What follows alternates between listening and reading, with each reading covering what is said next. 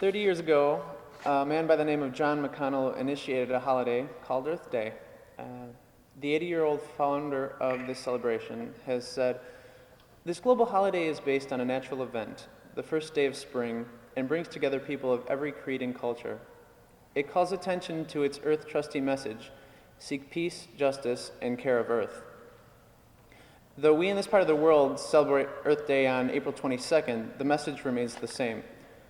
All individuals and institutions have a mutual responsibility to now act as trustees of Earth, seeking the choices in ecology, politics, economics, and ethics that will eliminate pollution, poverty, and violence, foster peaceful progress, awaken the wonder of life, and realize the best potential for the future of the human adventure. In commemoration of the 30th anniversary of Earth Day, Student Environmental Council has planned Earth Week 2000, a series of events promoting education, awareness, and celebration of our relationship to Earth. We begin our series with a lecture today presented by Ms. Haya Heller. Haya Heller has been teaching ecological philosophy and feminist theory at the Institute for Social Ecology in Vermont for the past 16 years. As an activist, educator, and writer, Haya has been involved for many years in the ecology and feminist movements and is currently researching the controversy surrounding genetically engineered organisms in France with an award from the National Science Foundation. She has recently published Ecology of Everyday Life, Rethinking the Desire for Nature with Black Rose Books, and that will be available after the lecture on the table to the side along with some other material that Ms. Heller has brought for us. And finally, I would like to thank the following co-sponsors for making this lecture possible today. In addition to the Student Environmental Council, I would like to thank the ISU Vegetarian Club, the Graduate Research in Evolutionary Biology and Ecology, Geological and Atmospheric Sciences, the Department of Women's Studies, Department of Aerospace Engineering and Engineering Mechanics, Plant Pathology, Sociology, Architecture, HDFS, or Human Development and Family Studies, Philosophy, Religious Studies, Environmental Studies, the North Central Regional Center for Rural Development, the Feminist Majority Leadership Association, the Committee Against Violence, the Biology, Zoology, and Genetics Club, the Bioethics Program, the Student Organic Farm, and the Committee on Lectures, which is funded by GSB, and also the Department of Economics, I believe. So, on behalf of all of those organizations, the Student Environmental Council, and myself, I would like to welcome you all to this lecture entitled Ecofeminism 2000, Creating a New Ecofeminist Politics. Please welcome Ms. Haya Heller.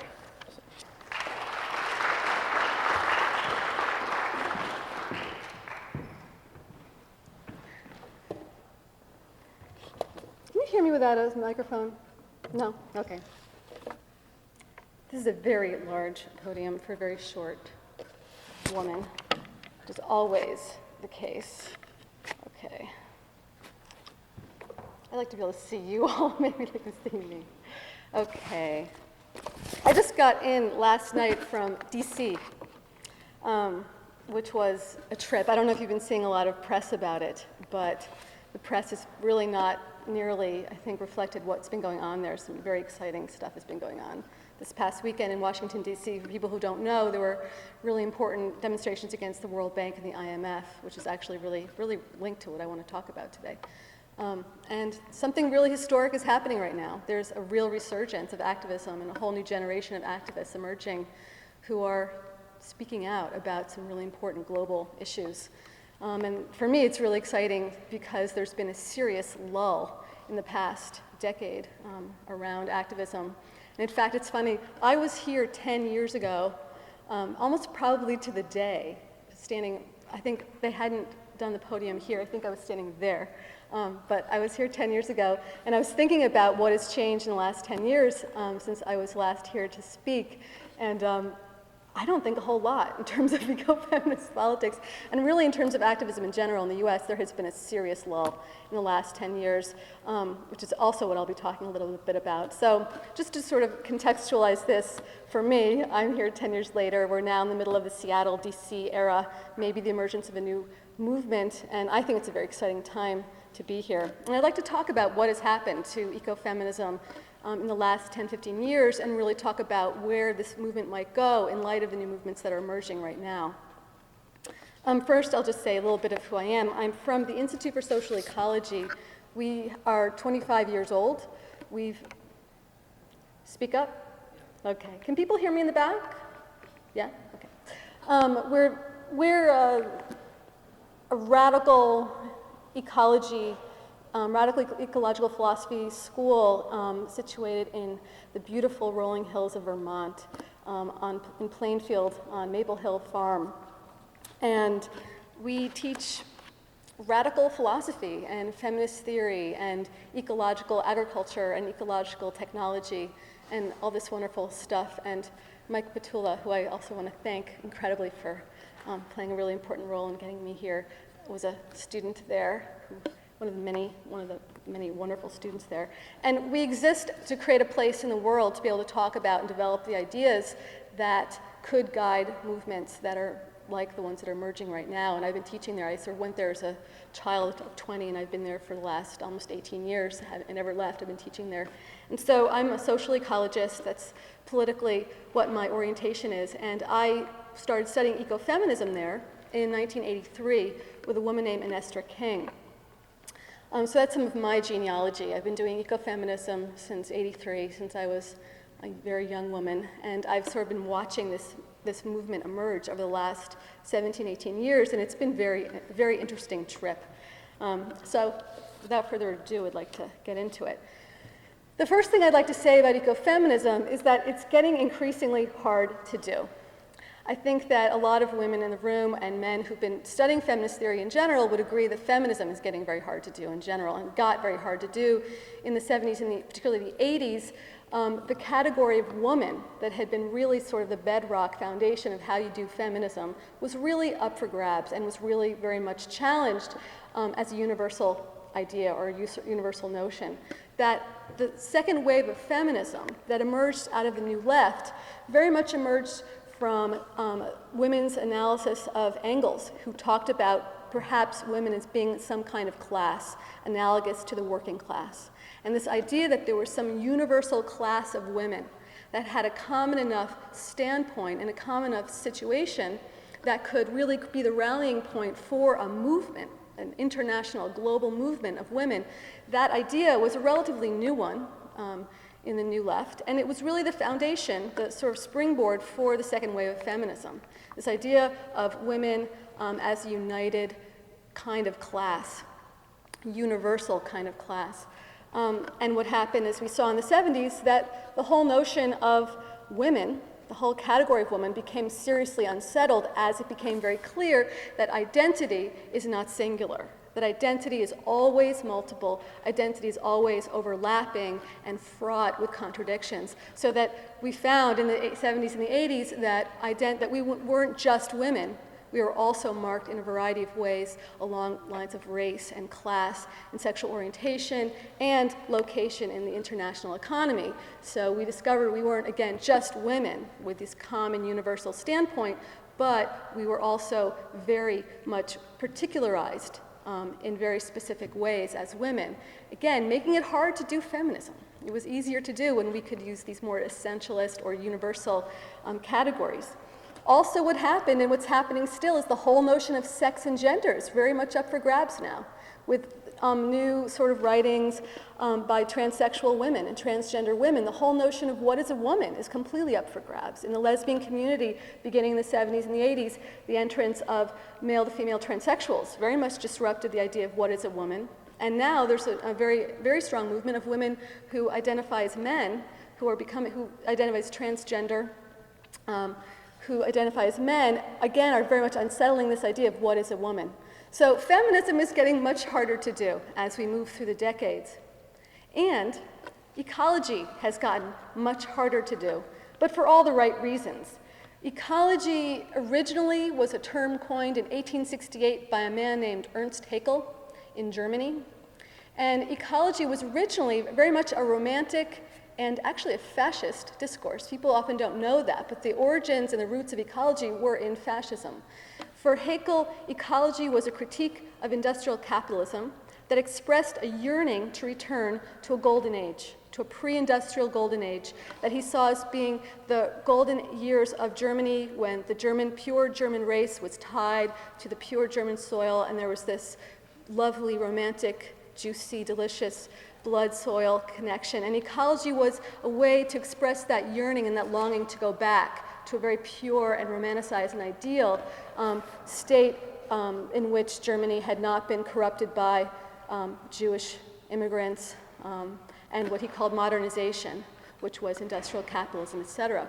But ecology's roots, and this is something everybody I think in this room has to come to terms with at some point, is that ecology has very dubious roots, and the whole notion of nature that underpins our notion of ecology is very much, I think, a trouble spot for us all, and should be a trouble spot for us all, because Haeckel's notion of nature, that is the romantic notion of nature, that is very much the foundational idea of nature that is the foundation for the way we do ecology in the society, sees nature as this separate, very golden sphere, this idealized, romanticized, innocent sphere that is separate from society.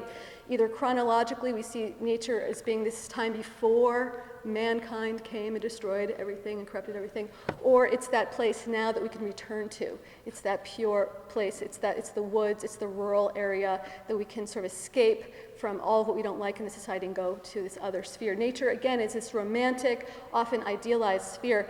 In my book, shameless promotion, my book, I'm looking a lot at this notion of romantic notions of nature and how we can really move beyond them to create a much more radical approach to ecological politics.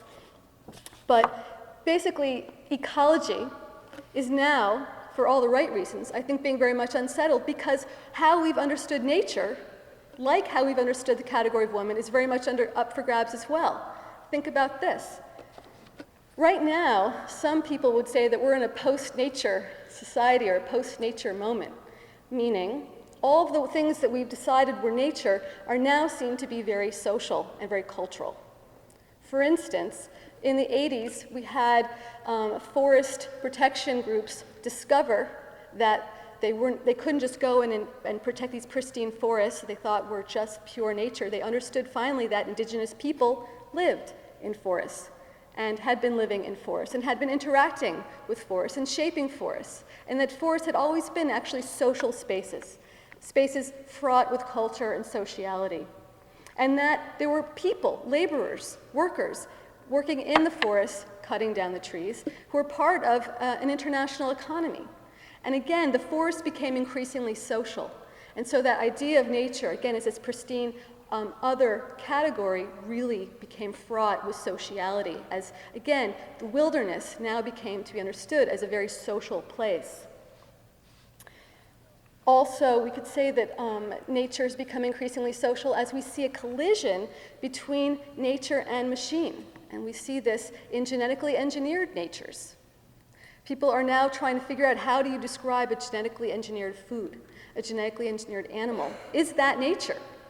That is, again, the interpenetration of sociality nature that might have been going on since the beginning. Some argue that this began with plant breeding or animal breeding. But that, again, these very tidy categories that we've had between nature and society, those boundaries between those categories are growing very thin and very diffuse. Also, we see literally the collision between machine and organicity as we see telecommunications and computerization merging with biological.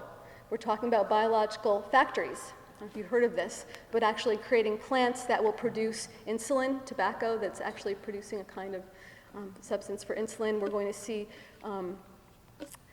animals that can produce organs and different substances for people. We're going to see, actually, supposedly, nanotechnology is a technology where the molecule is going to become the new base for the computer, not the silicon chip. So that there's going to be a merger increasingly between what we've considered to be nature or organic and what is cultural or machine. So to go back to what I said, ecofeminism is getting increasingly hard to do. When the category of woman is up for grabs, and the category of nature is very much up for grabs as well, it's very hard to assert a lot of the things that people were asserting in the 80s about ecofeminism, in terms of asserting what are those connections between woman and nature. What are women's relationship to nature? Do women have a stake in nature that's different from men's? It's very hard to make those sorts of assertions when we don't know what women are anymore, and we don't know what nature is anymore either. These things have sort of gone through a blender in the last, certainly in the last 10 years, I would say in particular. But the problem is this, I was in DC this weekend. The problem is that we have outgrown our categories, but we have not outgrown our problems. I'm standing here on the same stage 10 years later, and I can say, as you probably would all agree, the status of women and nature has not improved in the last 10 years. In fact, it's deteriorated. The status of women globally has deteriorated. Women's health, women's economic status around the world has deteriorated and is continuing to deteriorate, as is the crisis in biodiversity, deforestation. I don't need to go through the laundry list that brought you here today, I'm sure, at least in some way. So we have outgrown our categories of woman and nature, but we've not outgrown our problems. And so that means we have to develop new categories and new ways of framing the problems that, again, brought us here today. And I think we are up to the job, and I think that there's a lot of really creative, important, and really exciting work to be done as we really try to rethink how do you rebuild a theory and a movement at a time when your categories no longer work for you, and you have to really transcend them and come up with new ones. So that's going to be sort of the last piece of this, but before I say how do you do that, I'm going to give some background about ecofeminism for people who are new to knowing what it is as a movement, and I'm going to give you my version. Everybody has a story about how a movement gets going. And what's funny is my story's changed a lot, I can say. I've had lots of different ways that I've talked about the birth of ecofeminism. But now my creation myth about ecofeminism has changed. I'm giving you my most recent one that's actually quite recent. I've gotten into this one just in the last few months or so. But this is what I've sort of come up with. It seems to me that ecology has had two major phases in the last 20 years.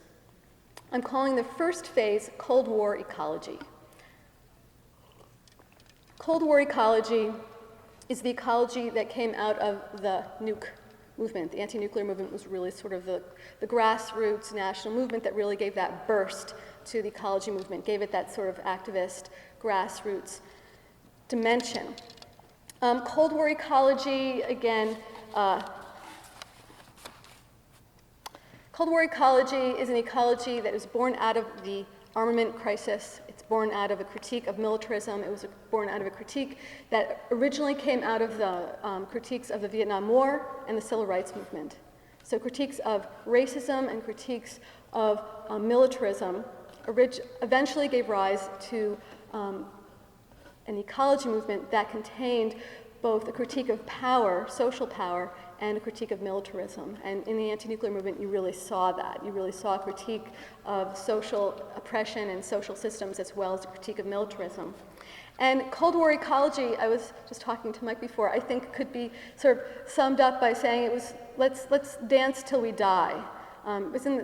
Prince had that great song in the 80s when he talked about 1999, and we were going to dance basically till we drop dead, because in the 70s and early 80s, a lot of us thought we were dancing on the edge of eternity, and really did think, a lot of us did believe that the world was going to blow up at any second. I don't know if people here had that experience, but I can certainly say in the 70s, as a teenager, a lot of times I would go to sleep and really wonder if I'd wake up with this sort of orangey light in the room and papers and things blowing around, and watch my hair fall out. And these were the sorts of nightmares, and living nightmares, waking nightmares, that a lot of people really had. And I think that Cold War ecology was this very apocalyptic expression of a desire to live intensely and to reclaim life and to celebrate life in the face of potentially imminent death.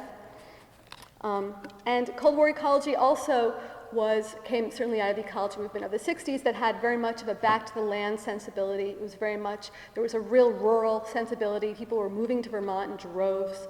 People were moving to Northern California in droves to homestead, to learn how to make soap, to learn how to make bread. The whole Earth catalog comes out, and people were discovering, that they could cut their hair and they could make their bad skirts and cut their own hair. I certainly did a lot of that in kitchens with my friends. But Cold War ecology, again, was very much, had this very back to land, almost utopian sensibility. It was very sensual. There was a lot of spirituality going on, people looking to sort of non-Western spiritualities to sort of find this new sense of sensuality and spirituality and meaning. So Cold War ecology, again, was, I think, again, sort of dancing in the face of death. And that is really where ecofeminism emerged. Ecofeminism emerged in the anti-nuclear movement. In 1980, a group of women who were pacifists, who'd been in the anti-war movement, Grace Paley and Esther King and some other women from New York City said, let's make a conference in Amherst, Mass., which is actually where I'm from, and let's call it Women and Life on Earth. This whole thing of life, which was not yet completely associated with anti-choice, but Women and Life on Earth, and let's have a big conference and talk about what could be the role of women in the anti-nuclear movement in this movement. And they expected to have 200 women.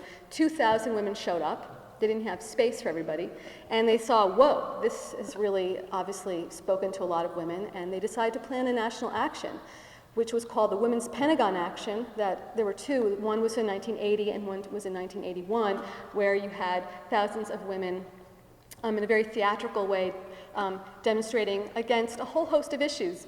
And this is sort of what made ecofeminism original, was that you had this meeting, and this is sort of what's so interesting, between both pacifist feminist peace activists, and women interested in ecology. And there was a very interesting meeting of two sensibilities. You had sort of the anti-war feminists coming together with women who were sort of more ecologically oriented, who'd been doing anti-nuclear stuff. And so you had a range of women. You had sort of mothers, fighting to protect their kids, along with the angry daughters, rebelling against patriarchal ways they've been raised. And you had a meeting, a very bizarre meeting between angry lesbian daughters and very sort of lofty, righteous mothers parading around together, fighting and saying, we want an end to the system that is both targeting women and the planet, that is patriarchal and is very oppressive to women and is also very destructive to the planet. So ecofeminism was born out of the anti-nuclear movement, and I'm again calling that ecofeminist Cold War phase. And like Cold War ecology, ecofeminism was very colorful. I mean, I can say for myself, that was where I became active as a feminist. And there was a lot of weaving with yarn. In Vernon, at the nuclear reactor, we went around with tons of yarn. Everybody would bring it was not as expensive then, and you would weave yarn. You'd sort of sit down. We didn't do lock boxes like they're doing now in Seattle and DC, which I will tell you what that is if you don't know what that is later. But we would sit down, Indian style, and link arms, and then weave yarn all around us, and weave it to the fences, and weave it around the cops, and and make a huge, colorful mess. We would be dancing around. There would be drums. Maybe we'd have our shirts off. We'd have our bad haircuts going on, and it was very colorful and wonderful. And then we started doing what was called peace encampments. After the Women's Pentagon Action, this captured the imagination of women in England, and there was a peace encampment that emerged in 1981 as well, called the Greenham Common. And it's so weird because now I talk about it and people don't even know what that was. When I used to talk about this in the 80s and 90s, everybody knew what Greenham Common. Who knows what Greenham was? Anybody? Wow. This is amazing. Greenham Common was a 15-year peace encampment where basically hundreds of women, pretty much year-round, were camped out permanently at a nuclear base, a nuclear missile site in Greenham Common in England. And it was international. And it was an international peace movement, and it was an ecofeminist sort of center. And you basically had permanent teach-ins, permanent daily activism and actions, where women being arrested pretty much every day, who were protesting basically the Pershing missiles that were in England and were positioned to go. I don't know where the hell those were going, actually, I can't remember. But they were certainly going to go somewhere.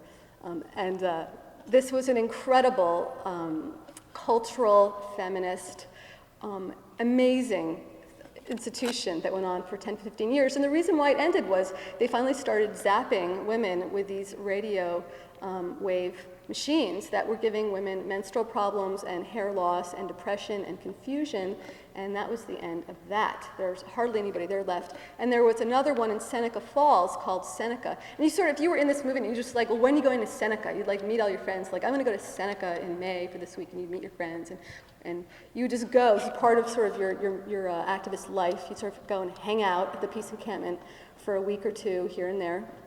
And again, you were basically politicized and educated as a feminist activist at these peace encampments, and they were wonderful, really, really wonderful places.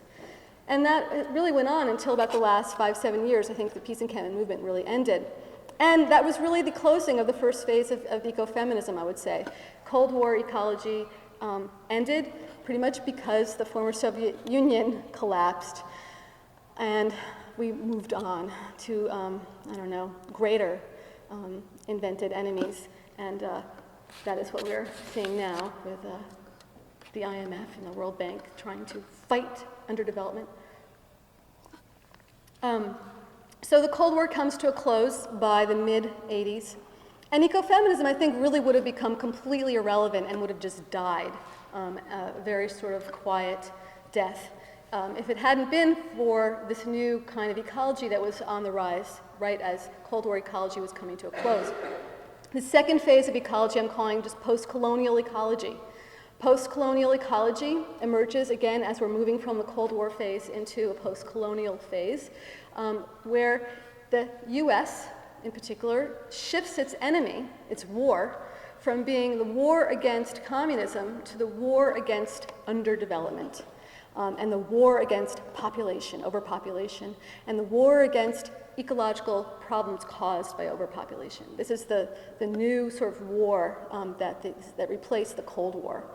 And we see the World Bank and the IMF and really playing, and the Ford Foundation, the Rockefellers, playing a really crucial key role in the emergence of this new kind, this new sensibility, and this new world order that has the new enemy is against third world poverty, hunger, overpopulation, ecological destruction, and the need for the first world to control and get a hold of that situation and figure out how to fix it. And so from this, we see the emergence of a new kind of ecology that I think is what we're very much in now. And I think that is what happened to ecofeminism is Vandana Shiva published the book Staying Alive. I'm so crazy with dates. You'd think I would write this down, but I think it was 80. If somebody knows, you can tell me. I think it was 83. But Vandana Shiva is an East Indian scientist, activist, who was really the first woman from the South, from the Third World, who identified with the term ecofeminism, which had previously been completely a white, Western Cold War thing. And she started identifying as an ecofeminist and started to really recast and redefine ecofeminism in third world terms, and really create what I would call this post-colonial phase of ecofeminism. She sort of is single-handedly created that new moment. And again, I think if there hadn't been Vandana Shiva, I'm not sure ecofeminism would have had a second life that it's still sort of having now. So post-colonial ecology basically emerges out of the developmental decades on women. In 1975, this is again something very important in feminist history that a lot of people aren't taught, that in 75, the UN decided that they had to, in order in part to fight overpopulation and the fact that women were just reproducing irrationally, they had to make women not reproductive but productive.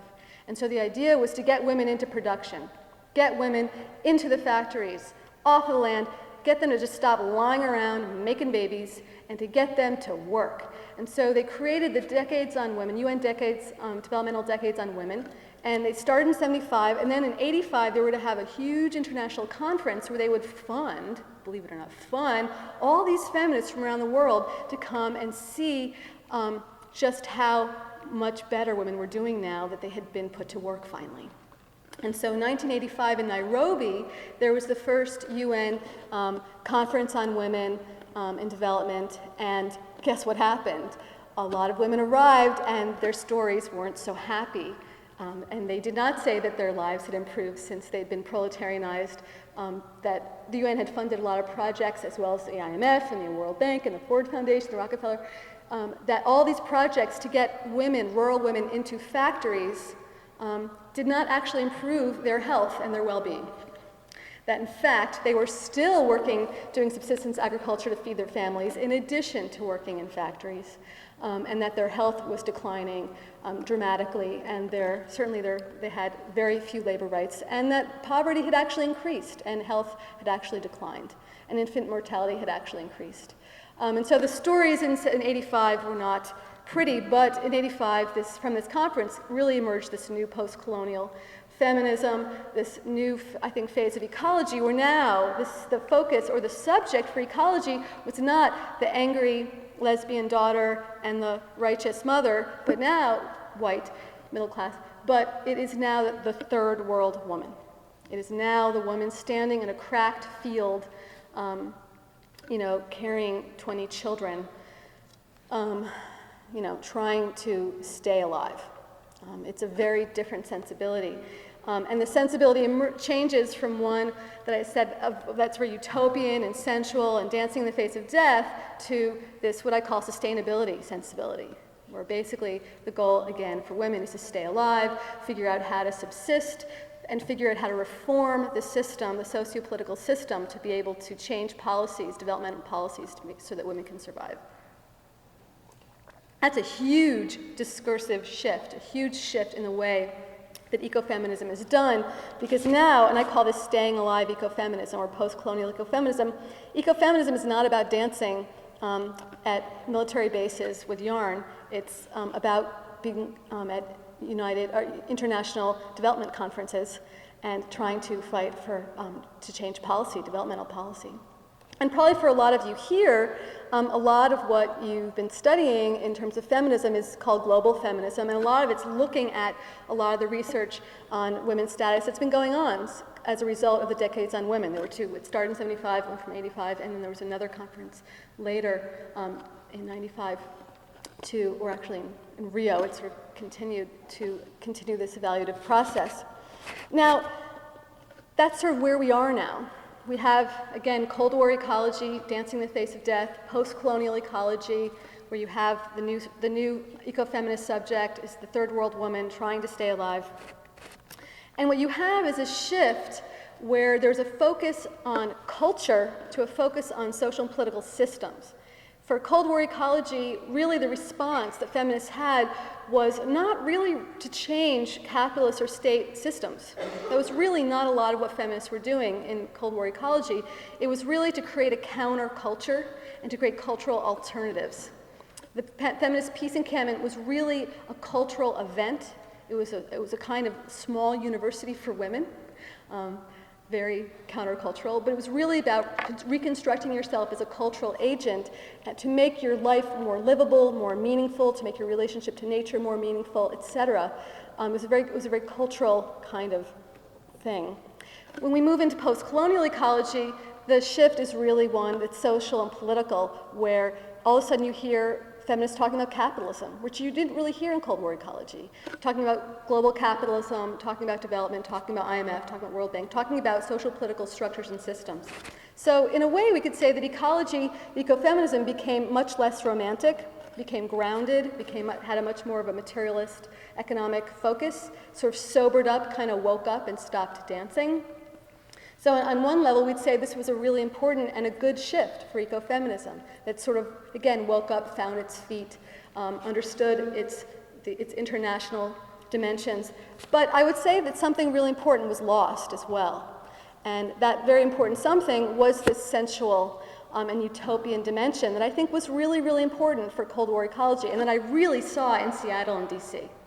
And that was this dancing in the face of death, dragging around drums, painting your body. Now it's piercing and dreading your hair and tattooing yourself and being extremely strident and all this stuff. But there's a utopian sensibility and dimension to this that I think is really important, and here's why. Here's my big axe to grind about sensuality and desire. I believe there's a really important link between desire and freedom. desire, and freedom. Because it is only when we are free from need that we are really able to fulfill our full human potential. And we're only when we are really free from need that we're able to really be free to develop ourselves. And that we hit in the post-war period, for better or for worse, we hit what's called a post-scarcity situation, where we have the technological industrial preconditions, and I underline 1,000 times preconditions, for a post-scarcity society. Meaning, and pretty much everybody here probably knows this, that right now we could feed everyone on the planet, even though there's a lot of people on the planet, that we have the technological ability to actually feed everyone on the planet. The reason why people are not being fed on the planet is not because of scarcity, but because of distribution problems linked to political and economic systems. People know this so well in Europe that Monsanto had to take off their website the promise that agricultural biotechnology was going to feed the world. Because people were saying publicly to Monsanto, that is not true, and you know it, that we can't feed people in the world because of political problems, and that we do not need agricultural biotechnology to feed people in the world right now. So we've hit this post-scarcity potential, the post-scarcity preconditions after World War II, for better or for worse, through industrial capitalism. I'm quite convinced it could have happened and must happen otherwise, but it did happen. And so once you've hit that post-scarcity precondition, I believe that it is perverse to reduce the discourse of freedom to sustainability. I'll say that again. I think it is perverse to reduce the discourse on freedom to sustainability.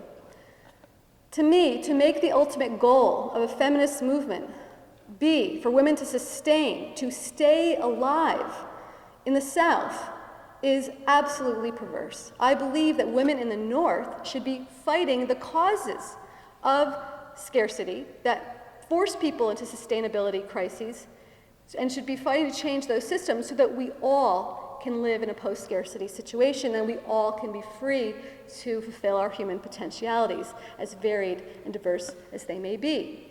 And I find it to be very troubling that the sustainability moment of ecofeminism has really taken over, and we've lost that utopian demand to have freedom, to have quality of life, that those sort of quality of life concerns have been very much superseded by discussions around sustainability and staying alive, and that it troubles me greatly.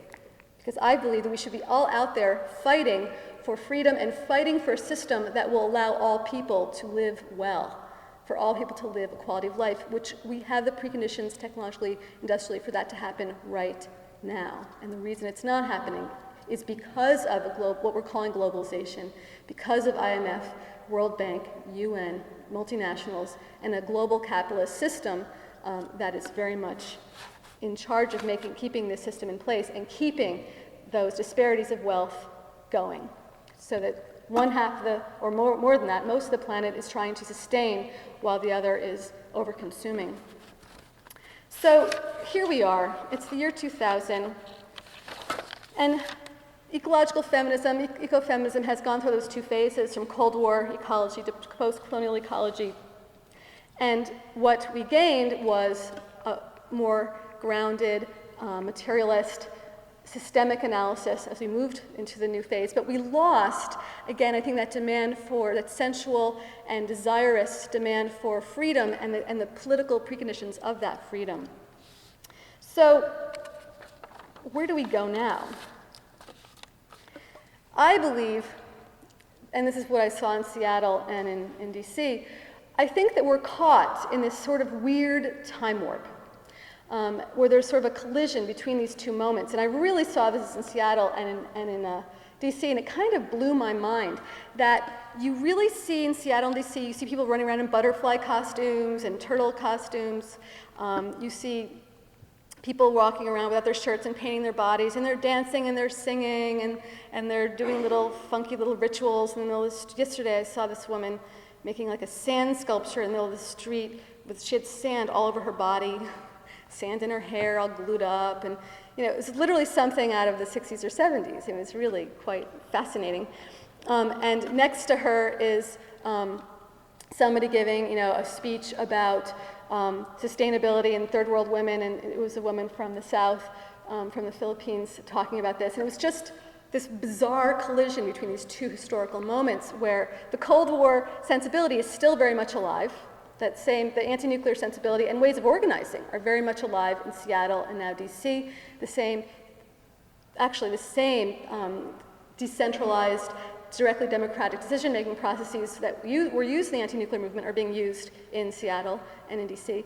But you also have this global analysis of systems of the IMF and the World Bank and the World Trade Organization that you got from the post-colonial moment. So you're seeing this collision between the Cold War ecology sensibility, people dancing literally in the face of death. The cops are all lined up and people are dancing around, literally. And you have this very sober, I think, and importantly grounded analysis of global systems of power, and where you actually hear people talking about capitalism. I have not seen people talk about capitalism in the streets ever, okay? Ever. And I see people, I'm literally marching yesterday, and this guy has a megaphone, he's yelling, end capitalism, or some chant that was probably a little more colorful than that. And it just blows my mind. So we're in this sort of collision between these two historical moments. But what concerns me are two things. One, I didn't see a lot of women leaders in this movement at all, and I didn't see a feminist presence, and it almost seemed to me that feminism had never happened. It kind of was striking. There were a lot of women there, but there was really almost no feminist presence, distinctly presence of women who were focusing on the specific effects of structural adjustment programs, for instance, on women in the South, and there was just no feminist presence that I could see in these mass actions.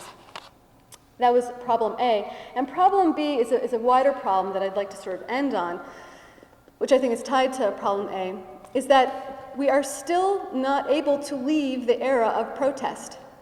And this is sort of my big thing, that I feel like if I can leave here with any message today, I'm hoping that this will be it, that we are stuck in the era of what I call the era of the particular. Meaning, when we moved from the old left to the new left, we moved from an analysis of global systems like capitalism and the state, that was what the old left dealt with, and when we moved to the new left, we dealt with the particular issues of particular social identity, particular social issues, and that is really where we've been for the last 30 years. In some way, 40 years. We've been in this era of the particular where almost everyone here sees themselves in very particular social terms as a mother or a worker or a lesbian or a person of color or as some social identity, and we're all focused on particular social issues. And that's what we've been doing. And our resistance stance has been one of protest or alternative making or reform. That's what we do. We've gotten really good at doing those things. And that is, if you look at the Cold War phase of feminist ecology, we were making a lot of alternatives, cultural alternatives, sort of sidecars to the system. And we were protesting, and we were in some ways trying to reform. And certainly post-colonial ecology just mostly focuses on reform. It's a very reformist stance, tries to reform international trade policy, World Bank, and developmental policy, et cetera. So I believe that we have this huge challenge, and it's that we need to leave the era of the social movement and move into a more revolutionary, dare I say, revolutionary era. What does that mean? We need to start seeing ourselves not solely in social and particular terms, but as part of a wider humanist universal movement that will be both universal and particular. That I believe, as you're having this sort of collision between Cold War ecology and post-colonial ecology, I see the potential for us to bring that social sensibility that's utopian, that has an understanding of how oppression is particular and social, and that could actually meet that universal critique that comes out of post-colonial ecology, that has that critique of global systems of power, of capitalism and the state, et cetera. And I believe out of that we could create a synthesis that would be both particular and social and general and universal, and could really move us ahead. But in order for that to happen, a really important thing has to happen, and is that we have to start to talk about power. And this is where I think feminism has not gone and needs to go. We have not seen ourselves as the people who could govern society. We have not seen ourselves as the agents who could govern ourselves. We have tried to create little alternative societies off to the side in peace camps or collective houses or food co-ops or women's health collectives or percussion ensembles. I did all of those things literally. But we've not seen ourselves as the kind of people who could actually govern society. That is what I'm talking about, is power. Politics, in the original Athenian sense, was the simple idea that us, and I mean every single person here, us, we, were rational enough to get together, if we were members of a small city, town, or village, that we could get together and actually look at each other in the face and have a conversation, a dialogue with each other, and we could create the public policy that would govern our everyday lives. What a radical concept, that we could be adults, that we could be human beings, that we could actually get together and govern ourselves without having to be ruled over by a monarch or a clerical or clergy person or by a representative, a political elite. That this political power is the power to make public policy. And I think that in Cold War ecology, feminists, or the second wave of feminism were so alienated by the state that they just didn't want to deal with politics. And I can say that was very true for me, because I couldn't understand politics that was separate from the state. But there is a new way to think about democracy in a different way, and this is what's happening, emerging in Seattle and in DC. Everywhere you see signs for democracy.